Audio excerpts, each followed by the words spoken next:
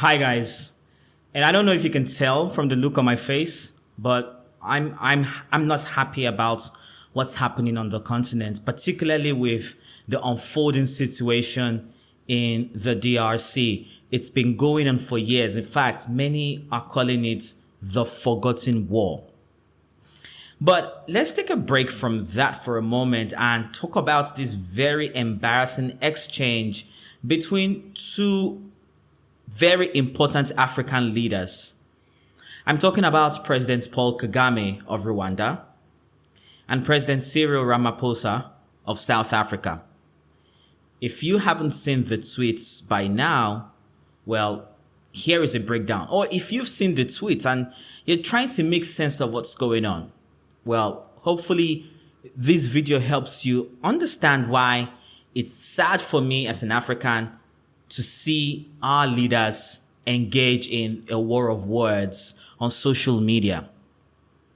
So, you see, for a long time, there's a rebel group known as M23. It is one of the many rebel groups operating in the Democratic Republic of Congo, the DRC, particularly in the Eastern Goma region. It's a region that is rich in mineral resources, cobalt, lithium, just think of it, whatever it is, these minerals, right? These important assets under the ground are used to power our cell phones, our laptops, electronics, even military warfare. It is important because many of the European interests in this African country are here because of what's under the ground. They don't want to miss out on the arms race. So Russia, the US, China, they are all locked in an arms race, and the blood of African children is being used to forward their agenda. So let's just put that out there. But you see, back to M23, it's a very strategically positioned rebel group. They're just around the border between DRC and Rwanda. And for many years, people have accused President Paul Kagame of Rwanda of sponsoring these rebel groups, an accusation that he's strongly denied. However, he does say that it is in the best interest of Rwanda to keep an eye on the situation in the DRC, particularly for its own national security. So it's a very interesting position to take. And I need you to just, hold on to that because it starts to make sense as this, video goes on. Now, let's go back to these tweets. You see, in the first one, President Cyril Ramaphosa of South Africa was mourning the death of some South African soldiers who lost their lives working in the SADC mission in the Democratic Republic of the Congo. That's SAMI DRC. Now, it's important. Remember this name because we're going to come back to it later. SAMI DRC, again, is the Southern African Mission in the DRC. The Southern African Mission in the DRC is deployed by the SADC, which is the Southern African Development Community. If you're watching from West Africa, it is the equivalent of ECOWAS, and the SAMIDRC would be the equivalent of ECOMOG. If these words, seem strange to you, you can look them up. Now, President Cyril Ramaphosa accused M23 and the Rwanda Defense Force, which he described as a militia, right, of engaging the armed forces of the DRC, the FADRC, that is the official army of the Democratic Republic of Congo. And I found that use of the word militia to describe the army or to describe the Rwandan army very interesting here, right? He called the Rwanda Defense Force a militia. And for the avoidance of doubts, the RDF is the official military arm of the government and people of Rwanda. It is not a militia. So why would President Ramaphosa described the military arm of a sovereign country as a militia. Well, President Ramaphosa's tweet goes on and on and on, and you can, pause this video, go, watch, see the tweet for yourself, come back, and we'll continue with the rest of it, right? But I found these 2 points very important, and I wanted to talk about them in this video. Now, as you would expect, no leader will sit back and watch the president of another country call his country's army a militia. So, what does President Paul Kagame do? He fires back. He quotes the original tweet by Cyril Ramaphosa and says, "The Rwanda Defense Force is an army, not a militia," and rightly so. I do think that it was very, very disrespectful of President Cyril Ramaphosa to call them a militia in the first place. But President Paul Kagame also says something interesting here. He says that Sami DRC is not a peacekeeping force and it has no place in the unfolding situation in the DRC. He says that, and this is a verbatim quote, "It was authorized by SADC as a belligerent force engaging in offensive combat operations to help the DRC government fight against its own people, working alongside genocidal armed groups like FDLR, which targets Rwanda, while also threatening to take the war to Rwanda itself." That's President Paul Kagame in his rebuttal to the tweet put out by President Cyril Ramaphosa. So he starts off clearing the air saying, the Rwanda Defense Force is an army, not a militia. But he also goes further to say that the Sami DRC is not a peacekeeping force. He also said that Sami DRC displaced a true peacekeeping force, the East African Community Regional Force, and says that this contributed to the failure of the negotiation process.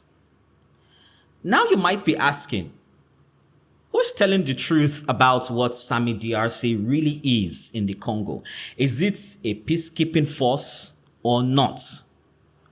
Before I give you that answer, let us break it down. But first, my name is Chika. I am a Nigerian journalist and I'm interested in seeing the peace and development of every African nation. I'm interested in seeing African children live their lives to the fullest. And on my YouTube channel, I want to use this platform to talk to fellow Africans to spread the message of unity. I want all Africans to work together to ensure that we see the continent of our dreams in our lifetime. So whether you're Nigerian, South African, Moroccan, Algerian, Angolan, it doesn't matter. I'd like to see everyone on this continent doing everything they can to ensure that we all as a collective live in the Africa of our dreams. So if you're passionate about seeing growth on the continent here in Africa, whether it is in politics, technology, music, sports, whatever it is, well, you're in the right place. So make sure you hit the subscribe button. I'm trying to get to 200 subscribers. Yeah, I know, not very big dreams, but I'm going to start small. I'm trying to get to 200 subscribers. I think at the moment I am at 195. So if you've watched this far, that means you probably find me interesting and it would be great for you to just hit the subscribe button, like this video, share it, leave a comment so that other people can find it as well. So let's get back to the topic of conversation here. Is Sami DRC a peacekeeping mission, a true peacekeeping mission? Let's break it down. But to help you understand this, here's a little background information. There are 16 member countries of the Southern African Development Community, right? And these 16 member countries put together a legal basis for the deployment of the SAMIDRC, right? That again is the South African mission in the DRC. This pact, this legal basis for the deployment of Sami DRC is found in something called SADC Mutual Defense Pact of 2003, which states that any armed attack perpetrated against one of the state parties shall be considered a threat to regional peace and security and shall be met with immediate collective action. Essentially, an attack on one is an attack on all. That's what this part of the document is saying. It's kind of like what the NATO, or what NATO has in its own charter as well. I think it's in Article 25, where it essentially says if you attack a single NATO member state, then you attack everybody else. And that's why after 9/11, Canada, the UK, France, Germany, every other NATO country sent troops to the Middle East to help fight for the United States. Because again, if you're going to attack the United States, then you've attacked every other NATO member country. So essentially, that is the same thing that applies here. If you attack one single member of the Southern African Development Community, you might as well attack everybody and they will come for you. So in that case, if the M23 rebels and other rebel groups attack the central DRC government, because again, remember, these M23 rebel groups are trying to seize control of a very important region in the DRC, the Goma region, where there is a lot of mineral deposits. Very important. They smuggle them through Rwanda to the rest of the world. So it's important that you have all of this additional context. And of course, if a rebel group is trying to lay claim or control a particular part of the country, you don't think the government is going to sit back and watch them do that, do you? Of course not. As a Nigerian, I remember when Boko Haram was going to villages in the northeastern part of the country, taking over these places and mounting their flags. And it was a very difficult time for the Nigerian people and the Nigerian government because we gave up a lot fighting that war against Boko Haram. We're not where we used to be, right, before Boko Haram started wreaking havoc across the country, but we're not where we were some, 10, 11 years ago. And I'm grateful for that. So if the M23 rebels are going to attack a sovereign state and try to claim part of its territory for themselves, they have now officially become non-state actors. What that means is that the South African Development Community will rise up in defense of its member states. And in that moment, they've taken sides. They've taken sides against M23 rebels. And given this context, I think that the answer is clear. I don't know that we can call Sami DRC a peacekeeping mission, but that's just me. If you have a contradicting opinion, I'd love to hear you share it with me in the comment section. So maybe that would give you something to talk about in the comment section. And I typically respond to everybody who leaves a comment in my comment section. So please feel free to engage me. I'd love to hear from you. If you do have additional context to provide, say because you live in this region, of course, share with me. Now that brings us to the last part of President Paul Kagame's response to President Cyril Ramaphosa. And this is what he said.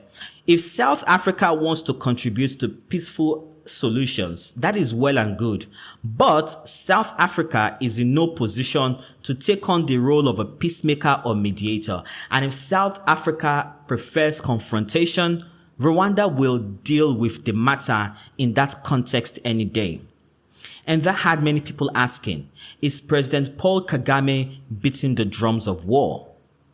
Remember, when people talk about the conflict in the DRC, they talk about its potential to spread into neighboring countries. And in fact, there are many reports, citing the war often crossing the borders from the DRC into Rwanda. So that's a very problematic statement there. Many people, seem to believe. Is President Paul Kagame beating the drums of war? Given the highly volatile nature of this conflict, does it make sense that the leaders of two very important countries on the continent, Rwanda and South Africa, are exchanging words on social media when they should be in meeting rooms discussing discussing several paths to a potential ceasefire, a permanent ceasefire? Does it make sense that this is what we have decided to do with our time and our resources? There are accusations and counter accusations, and nothing is making sense about how African leaders are engaging with the situation in Congo. Personally, I am not impressed. I also wonder who's telling the truth about their involvement in the DRC. Do you believe Paul Kagame of Rwanda when he says he's not backing the M23 rebels in the region? Or do you believe Cyril Ramaphosa when he says South African military presence in the eastern DRC is not a declaration of war against any country or states? Please let me know in the comment section. Also, if you do have any thoughts on what could be a viable solution to the conflict in the DRC, please share them in the comment section, especially if you have considered the complex nature of this conflict and all the nuances involved, the historical and geopolitical context as well. Personally, I think that there are many countries in Africa that should merge into one. I get it. Congo is a very big country. I think it's about the third largest by landmass in Africa. I'm not exactly sure now, so don't quote me on that, but Congo is a very large country when it comes to landmass. It's very, very big. When the colonial masters came in many decades ago, they divided Africa amongst themselves without any care for tribe or tongue. And so we find that there are many countries on the continent where a line was drawn across a village, and people who historically used to live together now found themselves in different countries. I have Nigerian friends who have Cameroonian cousins because of the Bakassi Peninsula. I have friends in northern Nigeria who have cousins from Niger and Chad because of how the colonial masters divided Nigeria across villages, and people found themselves on different sides of, of the border. We see the same in Congo and Rwanda as well, where the Tutsi tribe find themselves on both sides of the border, in Rwanda and in Congo. I do think that there are many countries in Africa that should be working towards becoming one country, because as separate entities, we're not doing good. We need to start telling ourselves the truth. We're not. So it might sound like a stupid thing to say, but I do think that perhaps Congo and Rwanda should consider becoming one country again. Let's start by defeating the Western interest in our continent, because the smuggling of these mineral resources only helps advance the war development of, or the arms race rather, of Western countries. So maybe if Rwanda and Congo decide, hey, look, we might as well become one country and put together a stronger bargaining force against the West, maybe it will help. When you look back at the history of Congo, and especially what was done to Patrice Lumumba, you would know that the West is not our ally. They are not. They're not here to support us. They're not here to help us. They are here to advance and protect their interests. So, will Africa do the same? That's my thoughts on this exchange between Paul Kagame and Cyril Ramaphosa on Twitter. If you do have any conflicting position, please don't forget to share with me. Also, like, share, and subscribe to my channel if you've enjoyed this video. My name is Chika, and I'll see you in the next one.